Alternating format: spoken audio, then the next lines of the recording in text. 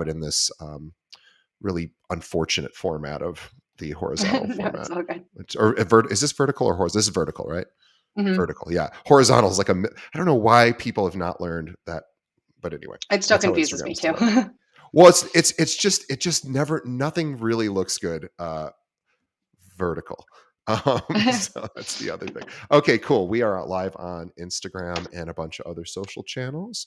And um hang on one second.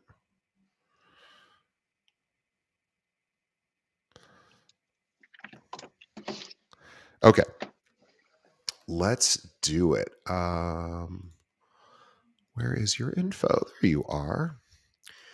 Okay. Sure, my TV is turned off, or my phone is turned off. Oh, I'm so sorry. Let me just grab a little water. I just realized I'm out. I'm so sorry. Yeah, One second. no worries.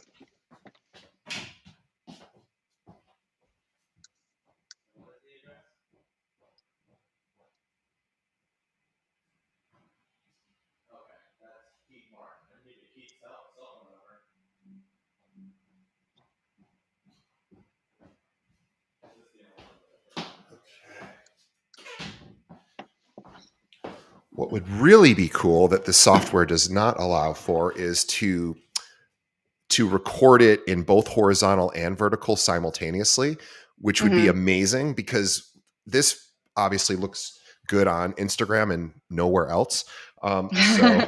So I've reached out like, hey, can you guys also do vertical? They're like, or horizontal, and they're like, we're working on it. So one of these days, but for now, we'll just do it this way. Okay, so here we go. Today, my guest on the show is Caira Button with Compass here in Chicago. Let me tell you a little bit more about Caira. Now, Caira moved to Chicago in 2019, knew absolutely nothing about this city. She quickly fell in love and was excited to share this love of Chicago with her followers on YouTube. Caira quickly was getting reached out to from followers asking where they should live. So she had started a YouTube channel, and we'll talk about that in a moment. But this actually got her a lot of attention. And so people who were following her started asking her where they should live, what neighborhood she recommended. She decided to, why not, go get a real estate license. And she didn't just go get a real estate license. In the last 3.5 years, her career has really, really impressively taken off. It's allowed her to grow a team, have her husband quit his job in finance, and be part, and maybe most impressively, of the National Association of Realtors 30 under 30 class of 2023. Please, everyone, check out what Caira is doing. In particular, I want you to go to two places, YouTube and Instagram. We will have links to this in our show notes, but you can find her Caira Button, CairaButton. You can find her at both places. Caira Button. We'll again have links in the show notes. Caira, welcome to the show. Thank you so much for having me. I'm excited to be here.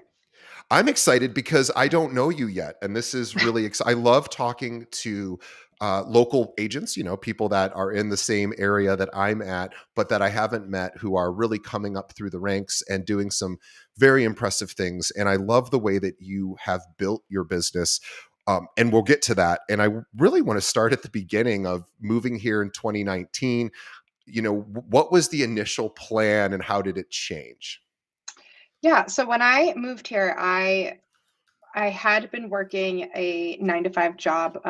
I moved from Phoenix, Arizona, and that job at the time wouldn't let me work remote. And so I had already had my YouTube channel going for about 2 years, and it was really just like a passion project. I don't want to call it a hobby because I took it really seriously, but I had been putting in time into that. And so when I moved and I knew I couldn't keep that same job, I was like, all right, let's give myself 1 year to really dive into YouTube as much as possible and work as many side hustles as I need to kind of stay afloat and see where I'm at after a year. If I feel like it hasn't been successful, I can always go back and get another 9 to 5 job again, but let's just see kind of what happens.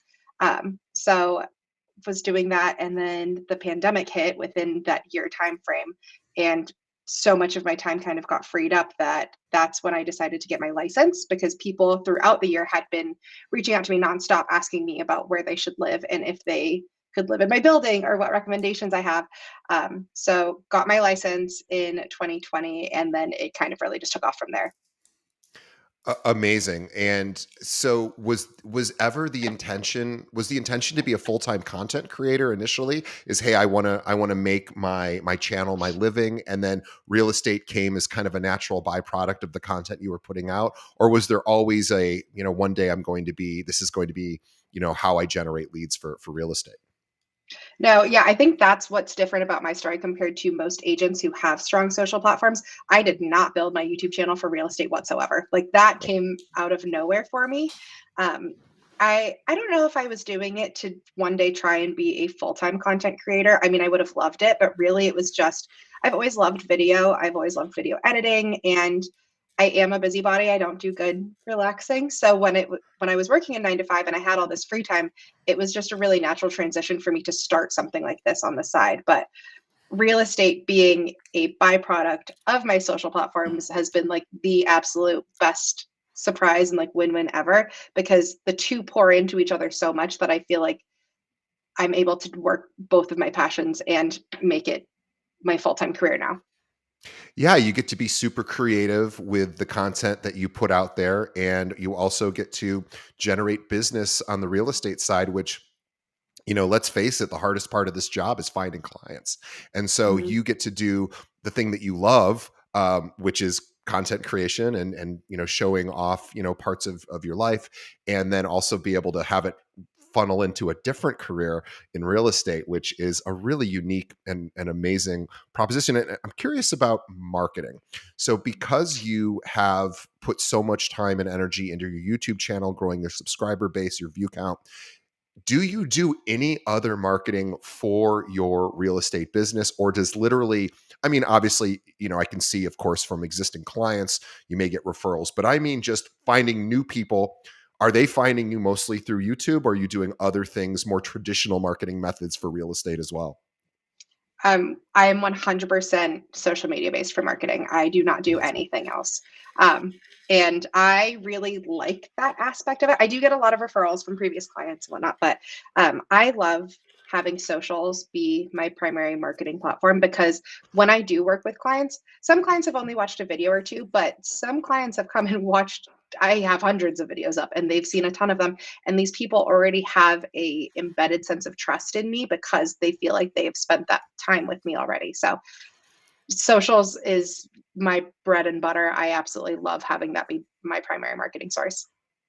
I am so impressed with that. That is a very difficult thing to do. And we should also mention that, and I haven't asked Kyra about this, so I'm very excited to ask her about it. But we've had several of these people on our show before, where there are some YouTubers or Twitch people, or just people doing video content creation, who have made their entire career just referring agents. So they build this big channel up on Instagram or YouTube, TikTok, wherever.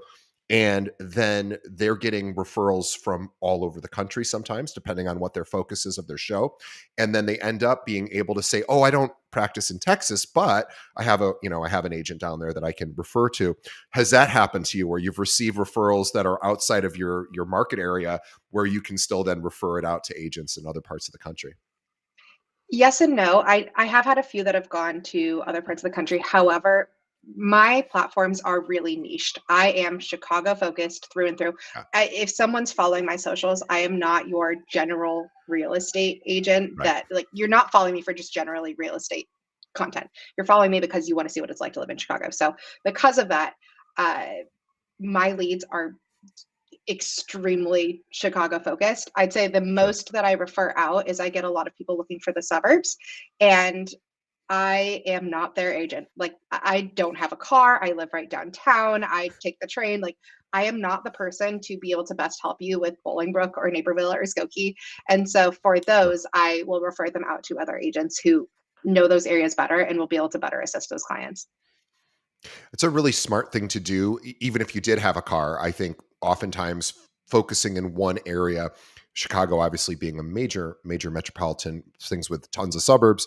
In fact, I've been here 20 some years, and every year I'm like, that's a suburb? I never heard of that one, even though I've been here so long. I always find a new suburb. So I don't even know the suburbs that well. But I think it's really smart of you, because basically we're saying the same thing. Maybe you're not referring as much outside of Chicagoland, but you're also not trying to service all of Chicago. And so you are doing a lot of referrals. And isn't it nice to get a paycheck for literally just connecting one person to another? So really awesome. I know there's going to be a lot of our listeners that are going to want to know tips and tricks for starting a YouTube channel. We know, or we should know, that this is not a one time make one video, have it go viral, and then watch all the leads flow in. This is a dedicated full-time thing that you're doing that has led to real estate. So if anyone is out there thinking, well, I would like to do all of my marketing on social media or video or content creation, do you have any suggestions of what should they know first? Because I know that everybody probably looks at what you do and goes, what she does is no big deal. It's not that hard. She puts up videos. They don't realize the amount of time it takes to shoot, film, edit, post produce, all of those things that go into a video, which takes tremendous time. But let's talk about, what would you recommend to an agent that says, oh gosh, I love what you're doing. I would like to do something similar. Yeah. So my first piece of advice is anybody who's even questioning if they should do it, absolutely. Like at least try. If you realize that it's not for you and the workload of it is too heavy, then at least you tried. But I think the hardest part about having a YouTube channel is starting.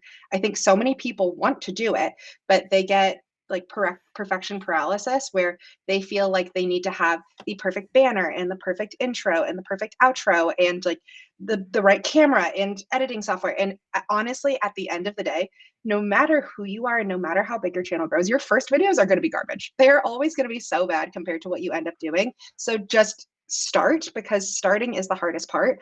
And then it's staying consistent from there. But if you can actually just start doing something, you are ahead of the thousands and thousands of people who also want to do a YouTube channel but are too afraid to start. Right. I It's funny. also It think, reminds me. I was going to say real quickly. It reminds me of a book I read about YouTube, and the guy who wrote the book was Mr. Beast's marketing guy, or I forgot his name. He's a very very famous guy, and he helps channels. And one of the things he quoted Mr. Beast from saying is, your first 100 videos are going to be total garbage. He goes, that's just what's going to happen. So put them out there, do your best with them, but don't have expectations that they'll do anything. And he says, because your first 100 are going to be bad. So I'm yep, curious if you could exactly. relate to that. Oh yeah, I look back at my page. Oh, they're so cringy, but it's okay. We all learn. And then the other thing is with YouTube, YouTube is such a slow roll. It's exactly what you said. Like you're not going to have one video go viral and it just pop off. YouTube is something that you put in the work. I have legitimately been putting out 2 videos a week for the last 7 years. Like it is a slow roll.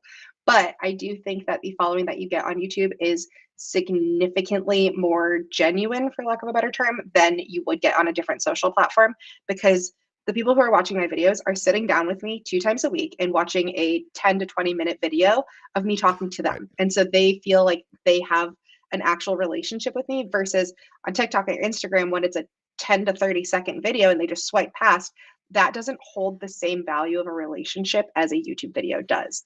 And you have to be really comfortable knowing, like, same as the fact that your first video is going to be garbage, it is going to take so long for you to feel any sort of results at all. And so I always tell people, if you are doing YouTube, you better love video editing and video, like content creation. If you are not enjoying doing it, just like give up Stop. early on, because it is going to take up so much of your time, and you have to be comfortable just screaming into the void for way longer than you think, because the followers are not going to come quickly.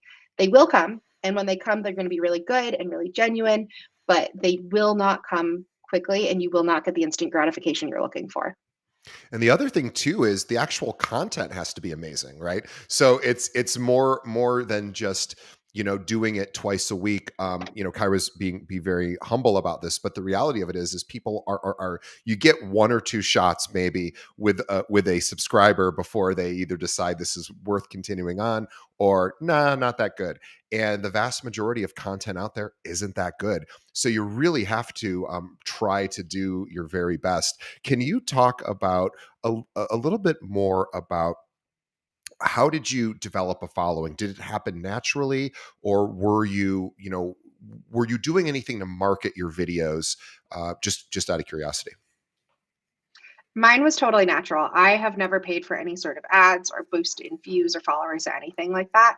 Um, I don't know why I'm so inherently against it. And I have so many people who are like, no, you should pay to promote your videos. And I'm like, I just can't. It feels icky and unnatural to me. Um, but I think my videos now are a lot more blog style and I have a lot melody based videos.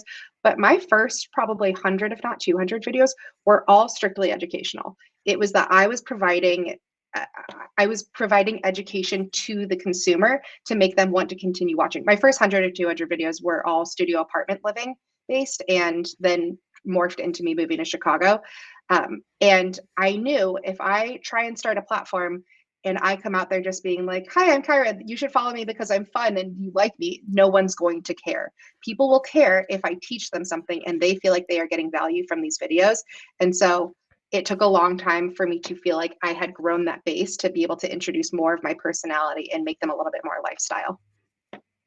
Do you ever feel, or did you ever feel at any point when you started doing educational videos that, gosh, I really don't know enough to do this, or I feel there's a little bit of that I'm a fraud. I only know so much. I know that as a common experience for people who, when they're asked to speak on a topic or maybe do a video, a lot of times it's like, oh, I'm not, I don't, there's insecurity around that. I'm curious if you ever dealt with that. Nope, not at all.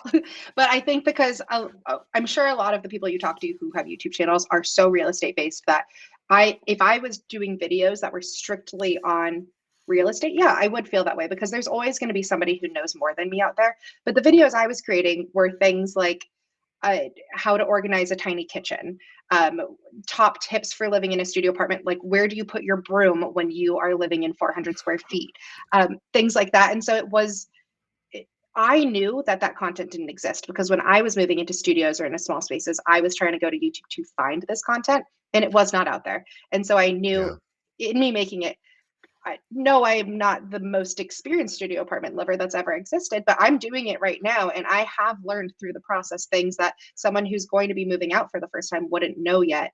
And I can make their lives a little bit easier. Yeah, and what's cool about doing things like that is you can also show mistakes where you're like, I thought this was going to work and it didn't. So now I'm doing this instead. Whereas in real estate, I think we oftentimes don't want to share certain mistakes. There's a fear around, I want my clients to see me as this competent professional. But when you're showing personal things, I think it's really cool that we relate, I believe, relate more to imperfection than perfection. And I'm sorry, I want to go back to something you just said. Um, about this is really it's really good timing because this weekend I was looking for a video. I have a rather large pantry, or at least large in my mind, for a condo, and I have no idea how to organize it. I really don't. I have bins.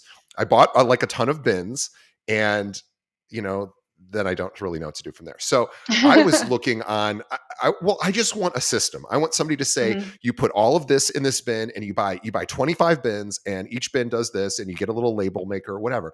I don't want to figure that all out. I want to go to YouTube. I'm going to do that search. In fact, my assistant is looking for those right now, funny enough, because I am looking for this. Now, a realtor could easily provide this content, and you probably have already provided this a similar content. But this is stuff that the thing about YouTube that people forget is it's a search engine first and foremost.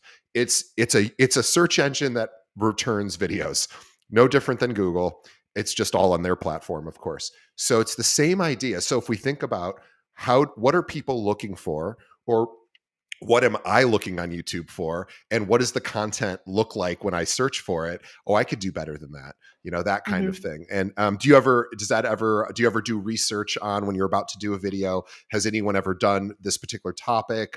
Just curious on how you do your research for deciding what the next video might be. I definitely used to do that a lot more when I first started. I also think YouTube was significantly less saturated when I first started. At this point, I just let inspiration guide me on what am I feeling, what's a topic that's new and interesting to me, or something that I've recently learned that I feel like sharing. But it is exactly what you said it is. YouTube is a search engine, and people are looking to have information very easily spoon fed to them. And I think when doing topics like a pantry organization, it not that many people are going to, or less people are going to YouTube looking for how to buy a house, and more people are looking at YouTube on what to do with it, or inspiration, or things like that. And for me to be able to provide that type of content and then be like, and by the way, if you are in the Chicago area or looking to buy or anything like that, I am licensed and here to help. It's a really easy transition that doesn't feel salesy to me at all. Yeah, I agree. I think it's value leading with value seems to be the key to social media content creation in general, whether it's video, image based or text based. What do clients look for, and how do you serve them their answers to the questions that maybe they don't even know yet that they have or that they're currently searching for? And things like organizing a pantry in a small apartment is obviously one, because probably everyone's lived in a small apartment at one point, or is currently living in a small apartment, and of course needs to figure things like this out. I'm curious too, how much of your content is about you and sort of your own personal life versus the business life, the real estate side? Do you just sort of marry them together? Do you separate them? How do you sort of navigate that? So the way that I look at my life is, when people talk about work-life balance, and you kind of imagine it as being like a pendulum with two weights on either side, mine is one giant weight right in the middle. Like, it is all the same. Everything, my personal life and my work life are exactly the same. I work with my husband, like all of our friends work with us in some capacity or another. It is truly what I'm most passionate about. It is what we do in our free time. Like, it is all encompassing. So my content definitely reflects that. Uh, in any sort of video you see, there is going to be lots of personality parts of it, of maybe it's me going to a restaurant or things that aren't educational necessarily. But on the flip side, there is going to be some aspect of it that is showing off apartments or my team or anything like that. So it is completely muddled and married at this point, and I like that aspect of my life because it doesn't feel like I'm being pulled in too many different directions. It's all just the same. It probably feels very genuine too, because you are literally just showcasing what your life is, as much maybe differently than other people who are more strategic about, I really want to talk about this, which may or may not be actually going on in your life, but I can create content around X. Whereas you're sort of saying, I just talk about what's happening and what's interesting. And how important is passion in the delivery of the content?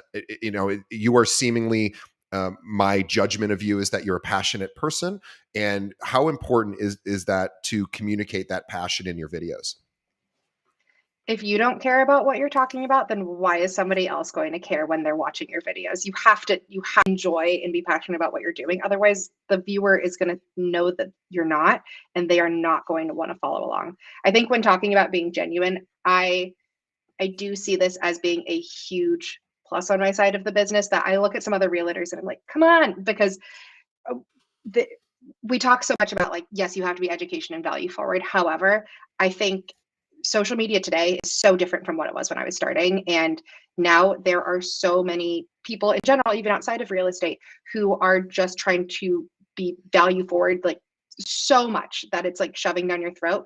And for me, the one thing I always tell all of the agents on my team, or anybody who asks me about advice for social media, is you no one is able to, or there's tons and tons of agents out there. There are agents who are going to know more about a specific topic, or they've closed more deals, or they've been in the industry longer. The only thing that those people have that they can never ever take away from you is your personality. You are the only one who is you, and so you have to make sure that that shines, because I think that that's what happens in my videos is people feel like they actually genuinely get to know me as a person, and that's why they are choosing to work with me. Um, and I think authenticity needs to be something that no matter what you're creating pillars on, that has to be your rock. If you're not being true to yourself, you're not excited about what you're creating content on, it is, I just don't think that you can create something successful that is going to be like truly a trustworthy audience. I agree, and I'm looking at your channel. It's funny. The first two videos that come up for me when I go to your channel, just to give the audience an idea of the kind of content you do, is one is titled, "Is this the coolest loft apartment in Chicago?" Now, that's a pretty inviting title. I would like to see that. I'd like to see what and it's an 11-minute video. The second video, very different, and I want to talk about how great this is, that you really do marry your private life, or rather your professional life and your personal life.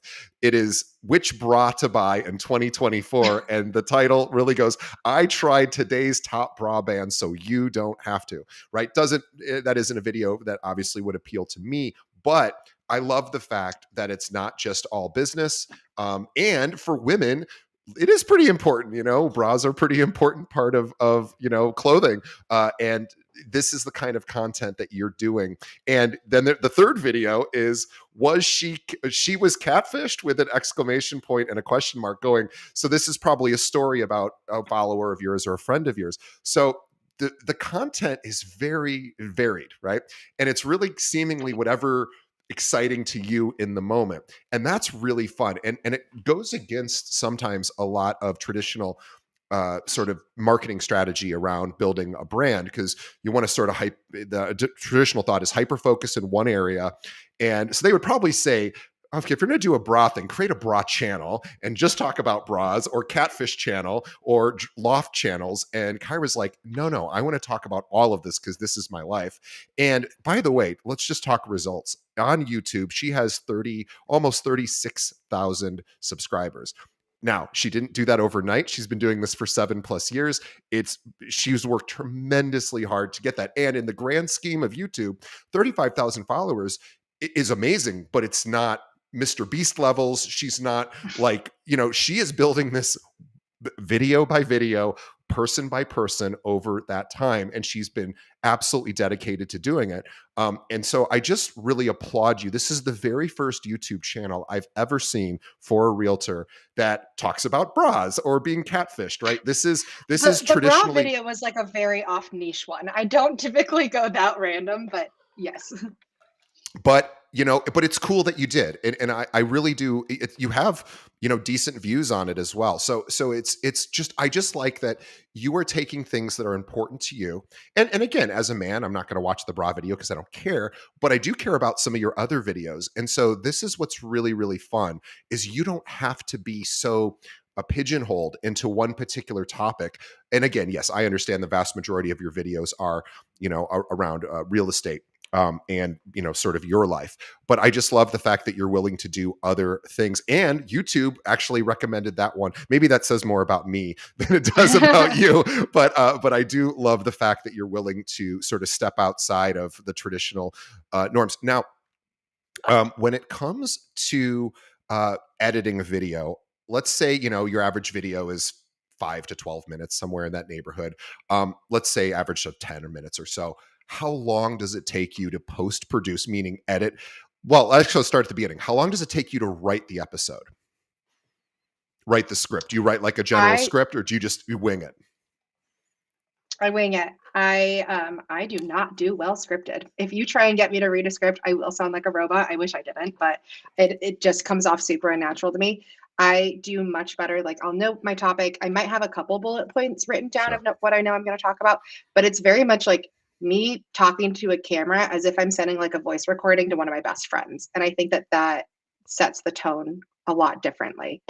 So the actual writing of the episode is pretty quick. You get a few bullet points. You sort of get an idea of what you want to talk about, but it's not a lengthy process. Then you shoot the video. Now, again, videos can take different amounts of time depending on what you're shooting. But in general, how long does it take you to shoot a 10-minute video?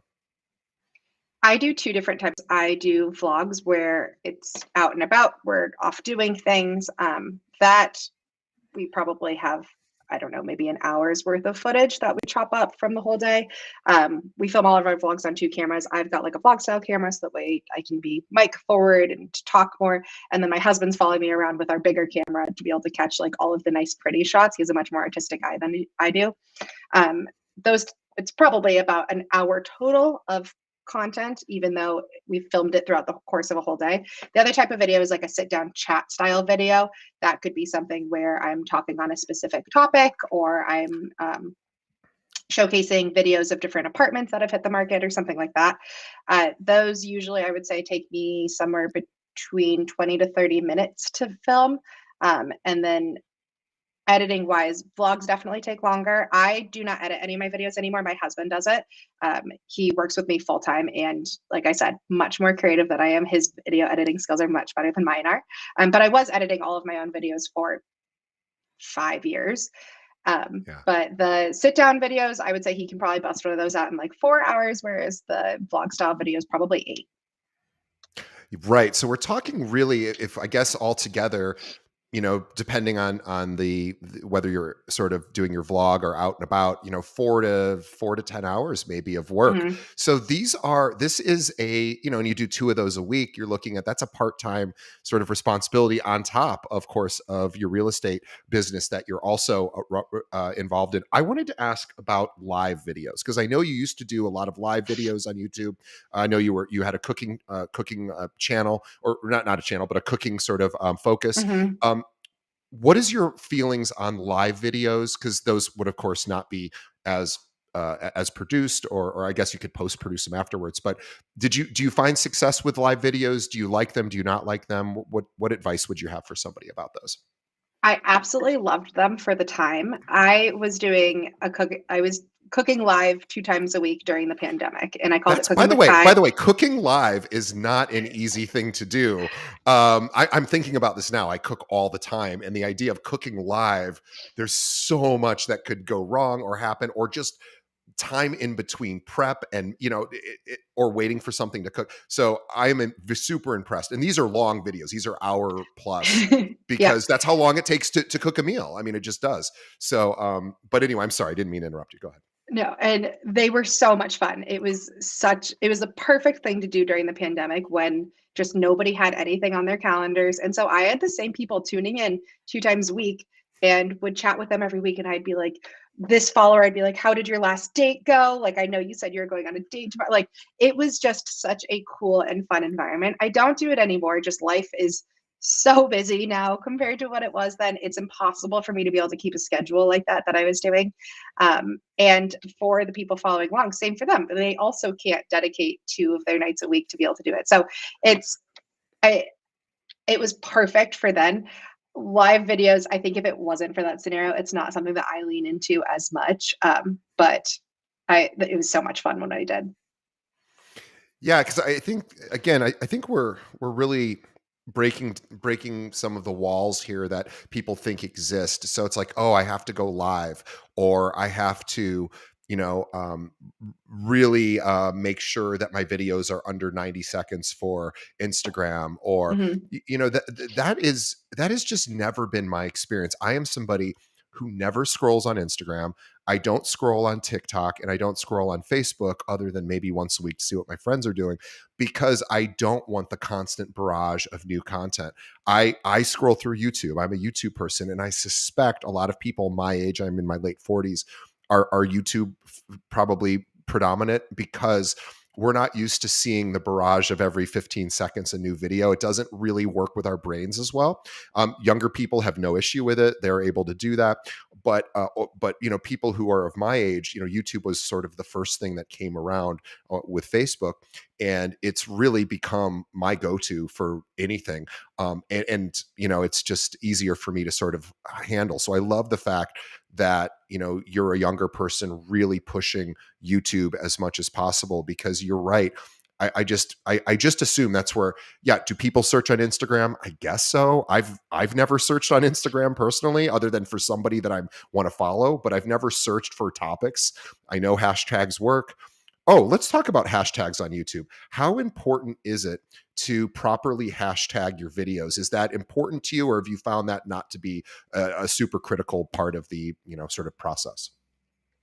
So I think when it comes to anything, when talking about algorithms on any social platform, there is so much noise. There are so many opinions on these are all of the things that you have to do in order to grow correctly.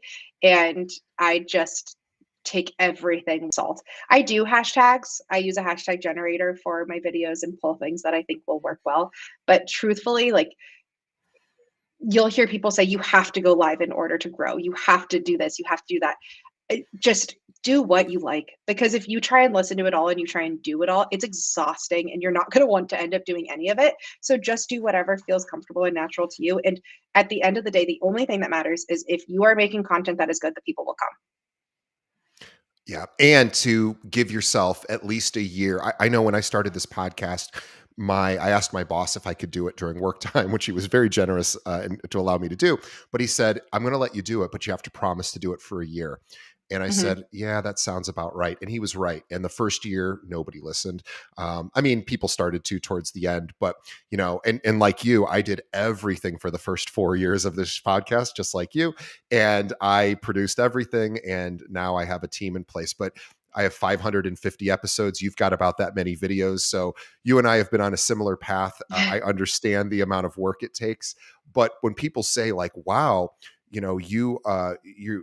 your show is so good, and I don't mean that to compliment myself, because I don't think of it as a compliment. I mean, I appreciate when people are complimentary, but I go, the reality of it is nobody sticks around 4 or 5 years to do it, and Mhm. if you do that, you're likely to get better at it as you go.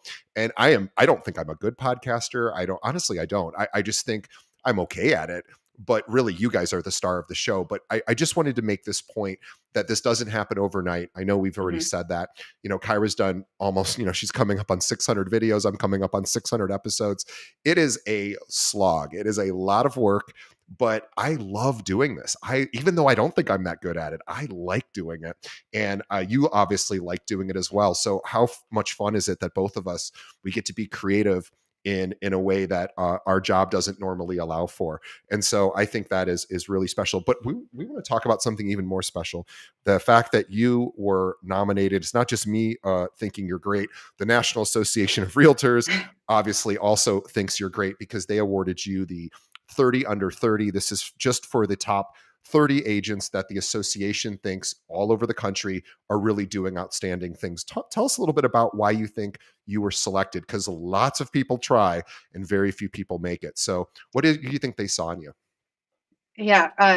Circling back to the like imposter syndrome of do I feel imposter syndrome when I create videos? No. 100% could not have felt more imposter syndrome possible than when I won 30 under 30. Like that was, it affected me more than I thought it was going to, just being in rooms of agents who are just known to be at the top caliber across the nation, and feeling like I was supposed to be owning my space with them. It was one of the weirder experiences in my whole career of just feeling so like, are you all sure? Like, are you sure you picked me? It was, I'd never felt that way before. Um, I am absolutely stinking honored to be a part of 30 under 30. It is truly the best community that I could have imagined. It has made me love my job even more. And I didn't think it was actually going to have as big of an impact on me as it did. Just being able to network with these other agents and learn from them and be able to be a part of this community is really incredible. So, very, very grateful and incredibly humbled, and really excited to see who the class is for this year. Yeah. Have you thought about doing a video talk, and maybe you have done this, about how it felt kind of awkward in a good way, that you struggled even receiving this, thinking that, because that's something that a lot of realtors could relate to. And again, I know your audience aren't realtors, but it is something that I think is important to share, that sometimes when we get these accolades, it can feel a little weird, and that's okay, because that's just a normal part of the process. And I think just about every agent I've ever had on the show does not think they're the smartest, best, or whatever, even though their resume would suggest that they are in the very top, just like you. But let's talk about your team, because not only did you win the National Association of Realtors 30 under 30 for last year, you have also built a team, which I know maybe one or two other agents that have done this in their 20s. So tell us a little bit about why the team and how that team's helping you sort of even grow beyond what you could do on your own.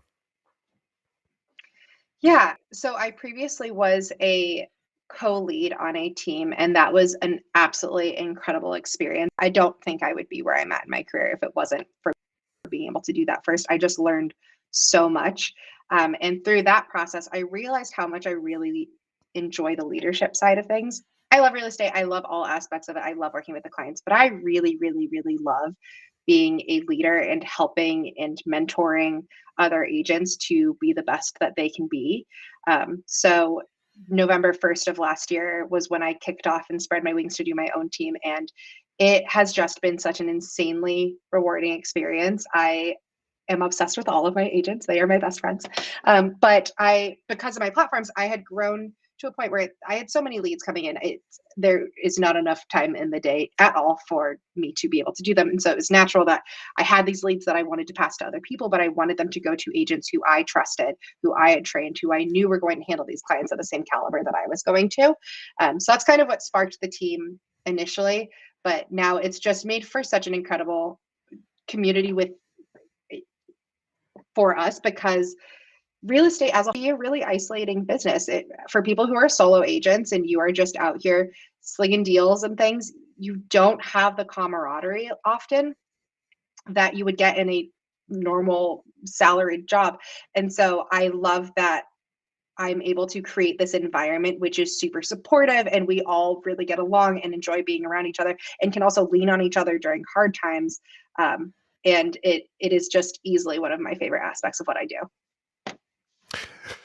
Yeah, it seems to really come across in your energy and personality that you really started your business providing entertainment and value, and that was really not the way that most people start. I think most people start in real estate with a focus on mastering the market and getting out there and meeting people and doing more traditional sort of ways of growing. And of course, you did all of those things too. But the idea that you led with content, and I think back to the passion part, the passion is going to get you through 500 videos. But if you don't love what that part of it, you're just not. It's like when people try cold calling. It's like if you don't like cold calling, give it a couple of days and then you'll see whether you like it or not. And if you don't like it, you're not going to be able to force yourself likely to do it on a regular basis. It's just, if you're not into it, you're not into it. Most people don't like cold calling, of course. And most people aren't going to like making videos either, because the making the video Mm-hmm. part is the fun part. It's all of the pre and post work that actually is the digging ditch part of being a content creator. But try it and see what you like and what you don't like, I guess, because if you can just be passionate about it, that's going to keep you going in your case for 7+ years, building a very, very healthy subscriber base who is excited to see. Now, do you cross post your videos on other channels like Facebook? You can do longer form video, of course you can on Instagram now too. TikTok allows for a certain length, or are you strictly focused on YouTube? Strictly focused on YouTube. I do cross promote some of my shorter videos, like my reels will be on TikTok, and Sure. sometimes, depending on what they are, I'll put them as a YouTube short as well. But as far as my long form videos go, YouTube's my baby. She's tried and true. Everyone talks about you're fighting the algorithm on Instagram and TikTok, and you've got to learn how to keep up with the newest trends and everything. YouTube, I feel like it's just steady. If you put it out Yeah.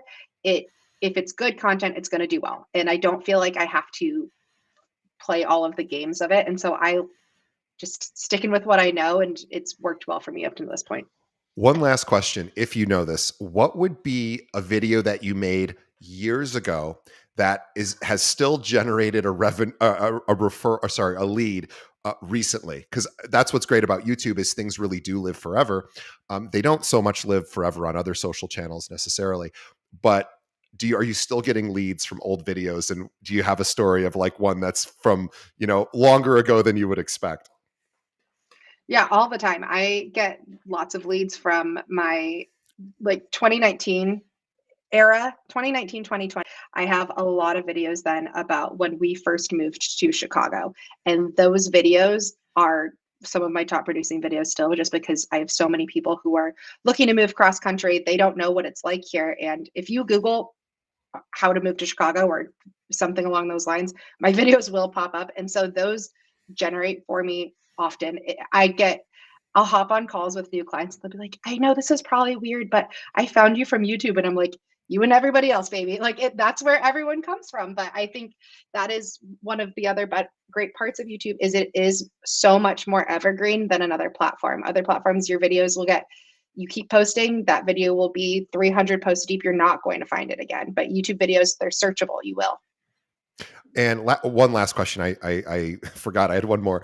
How many leads do you, if you were to estimate, do you think you'll get this year, real estate leads strictly from your YouTube videos? Just a whatever number you think would make sense. I pulled it a couple of months ago, and on average, I was pulling in about 300 warm leads a month. Okay, well, let's all take a moment to remove to push our jaws back into our mouth, because they just all, that is, I was not expecting that. You just got me off base. That is absolutely incredible. Now, again, it didn't happen overnight. Took her 7 years. So let's want to make sure we're not suggesting to anyone that they can get 300 leads a month right away. But wow. And Is keep all in I have mind, to say. majority of these leads are rental leads. I do get a decent amount of sale leads as well, but I was strictly a leasing agent for 2 years. Sure. So majority of these leads are rental leads. But yeah, I think if just when people are looking to move to the city, a majority of my leads also are people who are brand new. And so they're finding the value in me teaching them about what it's like to be in Chicago. And then bonus, I can also help them find an apartment.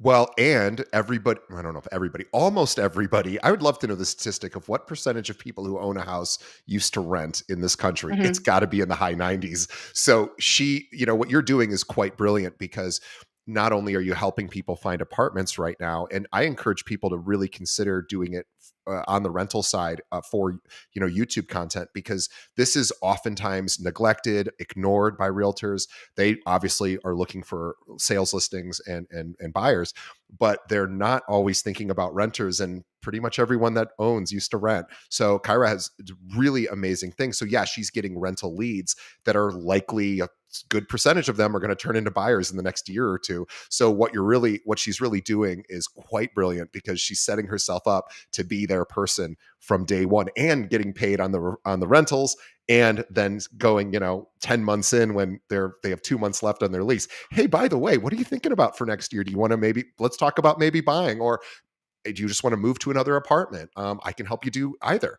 So obviously I know you're doing all of that. And so you are building one of the great databases of any realtor I've ever talked to. So congratulations on that.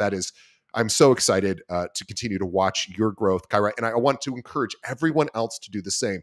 You will get ideas from watching her content, and you will get an idea of what works and what doesn't.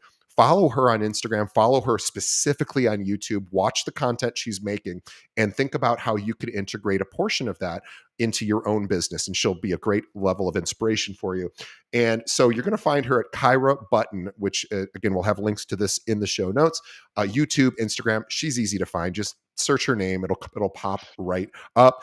Caira, I am so thankful that you came on the show. This is a fun episode, and hopefully giving some of our other listeners the motivation or inspiration to maybe start their own YouTube channel. I think YouTube is such, like you were saying, evergreen platform. It's such a great place to have content live forever. And it does seem to not work the same way as the more disposable social channels like Instagram, TikTok, etc. Whereas they're just looking for new and quick and fast, and there's just a constant, rush to get that done. Whereas you can take your time, make really great content, have it live forever on YouTube, and when people do those searches, hopefully you're showing up. So, on behalf of our audience, Caira, thank you so much for your time today. Really appreciate it. I know how busy you are. Congrats to you and your husband and the Moxie team. That's Caira's team, for all the great stuff they're doing here in Chicago. And also on behalf of Caira and myself, I want to thank the audience for making it all the way to the end of this episode. What what can you do to help us? Just a couple of quick things. One, tell a friend about this episode. Anyone who's thinking about, starting to integrate video into their marketing platform for real estate, or maybe thinking about starting a YouTube channel, this is the episode to send to them. Let them know, and they'll get some inspiration there. And also leave us a review. Let us know what you think of the show, whatever podcast platform you're checking us out on. Let us know. We read every review, and we always are wanting your feedback so we can continue to improve the show. All right, Caira, thank you so much. We will see everybody on the next episode. Thank you